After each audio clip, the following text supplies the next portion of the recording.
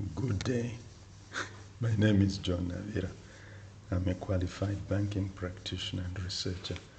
In our examination of the framework for growth and development in Haiti and Liberia, some things stand out clearly. In this discussion, growth refers to growth in GDP or income, while economic development alludes to transformation of a simple economy into an industrialized one. We can see clearly that right from the start of the revolution and self-rule in both Haiti and Liberia, our brethren found it more fruitful to corruptly acquire wealth. Therefore, politics became a staircase to wealth accumulation. They acquired a taste for the finer things of life, good food, clothes, and power. Once elected to office, they could only be removed through a coup. Visits were made to certain capitals of the world by these leaders, yet they witnessed the development and institutions responsible for it, but like water off a duck's back, this did not seem to make an impression on them at all. They appeared to lack compassion toward their fellow men, seemingly appearing to take on the persona of their former slave masters. Frantz Fanon expressed it very well in The Wretched of the Earth. The liberators took political control of Haiti or Liberia with the intention of replacing the slave masters and establishing themselves and exploiting the people economically. Education was not of primary concern. Technology was not of primary concern.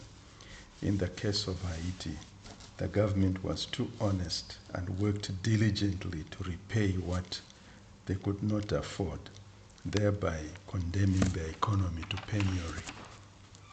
Remember, they had to pay 150 million gold coins to France.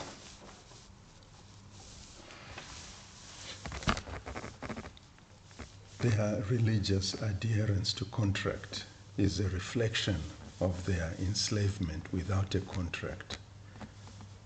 They were people with no rights at all. They were the property of others by intimidation, to do with as they pleased. With France, they encountered a new form of slavery, more difficult to detect, but more or less the same as slavery.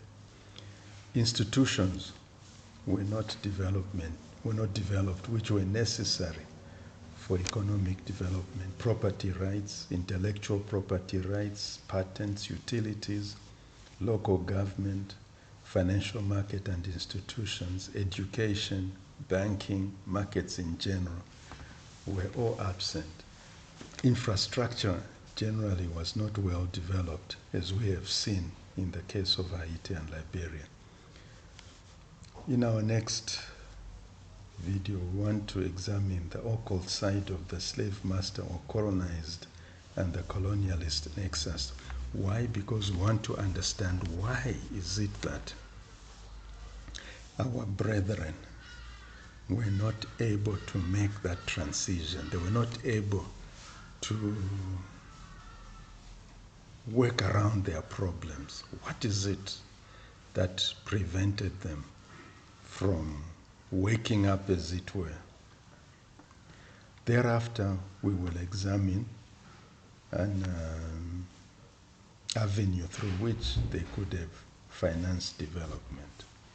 If you like the video, subscribe or click the like button. Thank you.